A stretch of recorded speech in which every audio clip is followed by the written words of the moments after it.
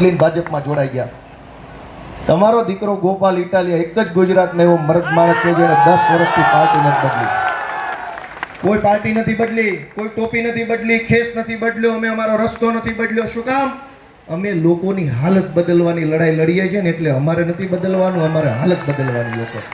અને તમારી પાસે બે રસ્તા છે, એક ભાજપ, એક આમ આદમી પાર્ટી.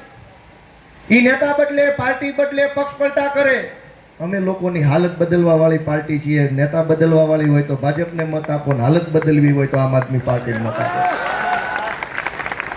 અમે અનેક સંઘર્ષો જીર્યા, અનેક પ્રયત્નો કર્યા. એમણે અમને હેરાન કરવાના, તોડવા ફોડવાના, ડરાવા દબાવવાના, પણ બધા જ પ્રયત્નોને નિષ્ફળ કરીને કે આજે અમે ટક્યા છીએ. તો એમાં તમારા આશીર્વાદ છે, એટલે ફરીથી તમારી પાસે આવ્યા છે કે હજુ એકવાર અમને કંઈક સપોર્ટ આપો.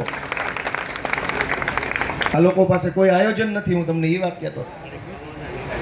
અત્યારે એમ કે છે કે ડબલ એન્જિનની સરકાર, હેઠે આપણી ને ઉપરે આપણી, એટલે કામ જલ્દી થશે. હવે નીચેની ઉપરની સરકાર છોડી દો. કોર્પોરેશનની અંદર ગટર ખાતું ઈ જ કોર્પોરેશનમાં આવે, રોડ ખાતું ઈ જ કોર્પોરેશનમાં આવે, પાણી ખાતું ત્યાં જ આવે. ત્રણેય ઓફિસ પહેલા બીજા ત્રીજા માળે છે, ત્રણેય વચ્ચે સંકલન નથી. રોડ વાળો રોડ બનાવી જાય, 3 મહિના પછી ગટર વાળાને યાદ આવે, લે ગટર રહી ગઈ છે, દાખલ. તમે અહીંની દિલ્હીની સરકારના તાલમેલની ક્યાં કરો? પહેલા માળે બે, ત્રીજા માળે બે, એની વચ્ચે સંકલન નથી. અમારે તો આજ ઉપાધિમાં દિવસો વયા જાય. એના બે વિભાગ વચ્ચે કોઈ સંકલન નથી. પહેલા માળે પાણી પુરવઠા, બીજા માળે રોડ, ને ત્રીજા માળે ગટર વાળાની ઓફિસ છે મુગલીસરા. પહેલા માળ વાળો ત્રીજા માળ વાળા વચ્ચે જો મનમેળ ન હોય, એની અંદર સંકલન ન હોય, એની અંદર આયોજન ન હોય, તેમ વાતું ડબલ એન્જિનની ક્યાં કરો? હામાં ટેબલ છે, તમે અંદરથી જોયું એટલે તમને ખબર હોય. હામાં ટેબલ છે. લ્યો, આ ટેબલ ઉપર પાણી પુરવઠા વાળો, અહીંયા રોડ વાળો ને ગટર વાળો, ત્રણેય મળીને પ્લાનિંગ કરતા હોય તો એકનો એક રોડ તોડવો પડે છે? કોઈ આયોજન? આપણે આપણું ઘર બનાવતા હોય ને તો ઝીણામાં ઝીણી વસ્તુનું ધ્યાન રાખીએ. એક્ઝોસ્ટ ફેન ક્યાં લાગશે, વોશ બેસિન ક્યાં રહેશે, નળ ક્યાં રહેશે, મંદિર ક્યાં રહેશે, એના દરવાજા સ્લાઇડિંગ હશે, બહાર ખુલશે કે અંદર ખુલશે, એટલી બધી વસ્તુ જોઈએ. શું કામ? બહાર ખુલશે કેટલી જગ્યા રોકશે, અંદર ખુલશે કેટલી રોકશે. જગ્યા નાની હોય સ્લાઇડિંગ કરી દઈએ, સિંગલ સ્લાઇડિંગ, એક સાઈડ જશે કે બે સાઈડ અડધા અડધા ફેલાશે. આટલી વસ્તુનું ધ્યાન નથી રાખતા આપણે. એને કહેવાય આયોજન. આ લોકો પાસે કોઈ આયોજન જ નથી. આ દિનેશભાઈ, ધર્મેશભાઈ તો કોર્પોરેશનમાં બેઠેલા, એટલે એ કહે છે કે હામાં ટેબલ છે. રોડ ખાતાનું ગટર ખાતાનું ટેબલ હામાં હોય, બે ભેગા મળીને નક્કી કરીને આયોજન કરીને પહેલા ગટર બનાવે પછી રોડ બનાવે, ક્યાંય તકલીફ તો પૈસા ન મળે. દોસ્તો, હું તમને ફરી એક જ વસ્તુ કહેવા માંગુ છું કે આ લોકો પાસે કોઈ આયોજન નથી. ગમે એટલા મત આપો, પૈસા વાળા ઈ થશે, તમે નહીં થાવ. કેમ કે એની પાસે કંઈક આયોજન તો હોવું જોઈએ ને. કરવાનું હું જ આયોજન અમારી પાસે છે, અને આયોજન એની પાસે એક વસ્તુનું છે કે આવતી ચૂંટણીમાં આપ વાળાને કેમ હરાવાય, એનું આયોજન એની પાસે છે.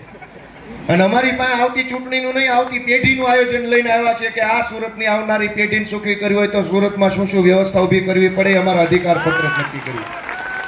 ઈ આવતી ચૂંટણીનું વિચારે છે, અમે આવતી પેઢીનું વિચારીએ. તમે કોનું વિચારો છો ઈ જોઈને નક્કી કરીને મત આપજો. દોસ્તો, આવતી પેઢીનું વિચારતા હોય તો હાવણો દબાવવાનો છે, અને આવતી ચૂંટણીનું હોય તો કમળવાળા બેઠા જ છે. વાત જોઈ મિત્રો, અમે તો તમને કહેવા જેવી વાત તો લગભગ કહેવાઈ ગઈ છે, પણ આ લોકો દર ચૂંટણીએ હિન્દુ, મુસલમાન, પાકિસ્તાન, કાલ કતારગામની સભામાં પાકિસ્તાનના ભાષણ હાલતા. પાકિસ્તાનની હાલત જુઓ, આપણી હાલત કોણ જોશે? રોજ ઉઠીને અમારે પાકિસ્તાનની ચિંતા કરવાની, અમારા છોકરાની ચિંતા કોણ કરશે? કોઈ આને કહેવા વાળું નથી કે ભાઈ પાકિસ્તાનની ચિંતા એના દેશની વિપક્ષની સરકારો કરશે, સરકાર કરશે, ન્યાય બધું એનજીઓ બેનજીઓ હશે એ કરશે, અને જે ફાવે. તમે અમારી ચિંતા કેમ નથી કરતા? કતારગામમાં ક્યાં પાકિસ્તાન આવ્યું? ધારાસભ્ય, સાંસદ સભ્ય બધું ભાજપનું છે, તોય પાછું પાકિસ્તાનની ચિંતા કતારગામમાં કરો. પોણો કતારગામની અંદર સોસાયટીઓમાં રિઝર્વેશનો ભાજપ વાળાએ નાખ્યા છે. એનો એક શબ્દ એકેય નેતા, મુખ્યમંત્રી નો બોલ્યા, કે નાના ધારાસભ્ય નો બોલ્યા, સાંસદ બેઠા દે નો બોલ્યા. આ પરિસ્થિતિને બદલવા માટે અમે તમારા આશીર્વાદ માંગવા માટે આવ્યા છે. અમે નાના માણસો છીએ, પણ અમારી પાસે આયોજન છે, અમારી પાસે વિઝન છે, અને તમે આશીર્વાદ આપો તો એ વિઝન પ્રમાણે કામ કરવાની આવડત અને ક્ષમતા અમારામાં છે. દોસ્તો, તમે હાવણાના મત આપો. આ લોકો સોસાયટીએ નીકળ્યા છે, અને એક જ મુદ્દાનો કાર્યક્રમ કર્યો છે. કાલે મનસુખભાઈ આવ્યા હતા અને એણે એવું કીધું, બધાએ ભાષણ સાંભળ્યું છે કે સૌરાષ્ટ્રના લોકો અને એમાંય ખાસ કરીને પાટીદારો અને ભાજપને નાળ ને નાભી જેવો સંબંધ છે. નાળ અને નાભીનો સંબંધ એટલે નાભી એટલે માની હોય, નાળ એટલે છોકરાની હોય, નાભી એટલે ડૂટી આપણા માની હોય. તો નાળ અને નાભીના સંબંધમાં માં કોણ ને દીકરો કોણ? પેલા એ તો મનસુખભાઈ કહેવું પડશે ને. ભાજપ અને સમાજનો નાળ નાભીનો સંબંધ છે તો તમે નાભી કોને માનો છો, નાળ કોને માનો છો? કઈક ભાજપને નાભી નથી માનતા ને. સમાજ નાભી હોય, સમાજ માં હોય, પાર્ટી માં ન હોય. કોઈ દિવસ સમાજ માં હોય. હું એમ કહી શકું કે મારો સમાજ મારી માં છે, મારો બાપ છે, એમ કહી શકું. મારી પાર્ટી માં છે એમ ન કહી શકું. એવી માં ભાળી જ ક્યાંય ગમે એનાથી ગંધારિયા ગોતીને પાર્ટીમાં ભરી દે, માં હોય? તમે આખા ગામનો ભંગાર વીણીને તમારી પાર્ટીમાં ભરો છો અને પછી એમ કહો પાર્ટી માં છે. માં નથી, ઉકળો છે. આખા ગામમાંથી વીણી વીણીને કચરો લાવીને તમારી પાર્ટીમાં ભરો છો અને ટિકિટું બિકિટું હોદ્દા આપીને પછી સોટાડો. પણ એણે એમ કીધું કે નાળ અને નાભી જેવો સંબંધ છે, એટલે કે માં અને દીકરાનો સંબંધ છે. આપણે એમ સમજીએ કે સમાજ માં છે અને પાર્ટી દીકરો છે. તો માએ 30 વર્ષ સુધી પાર્ટીને મત આપ્યા, તો પાર્ટીએ માને શું આપ્યું? એ તો ક્યારેક લિસ્ટ લઈને આવો સભામાં. આપણા છોકરા તો મેં તમને કીધું એમ દીકરીઓએ ધક્કા ખાતા ખાતા ભણવા જવું પડે. અને નારો આપ્યો બેટી પઢાઓ પઢાઓ. ક્યાં પઢાવા જવાની? કોલેજ ખોલી નથી. જુવાન દીકરીઓને ક્યાં ભણાવવાની? ડ્રગ્સના દૂષણની તો વાતય ક્યાં કરવાની નહીં.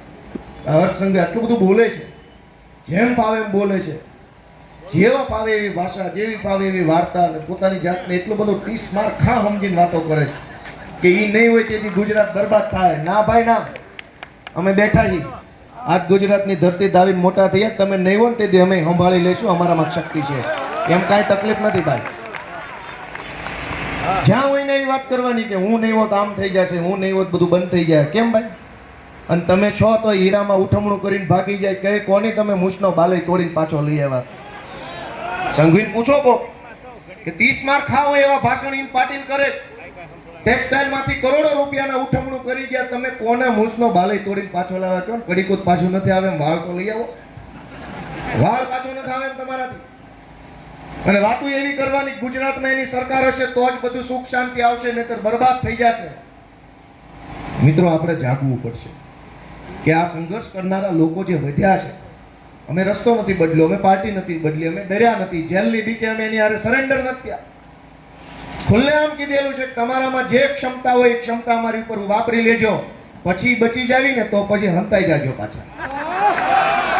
તમે તમારી બંદૂકમાં દમ હોય તો અમને ગોળી મારી દેજો, પણ તમે ગોળી માર્યા પછી ગોપાલભાઈ જીવી જાય ને તો હામાં ન મળતા. મહેરબાની કરી બી જાતા હોય બીજા ભાઈ, અમે હું કામ બી જાય? અમે ક્યાં ખોટું કર્યું? અમે ક્યાં એવા ખોટા પાપ કર્યા? અને એટલે હું સમાજના લોકોને, હવ આગેવાનોને,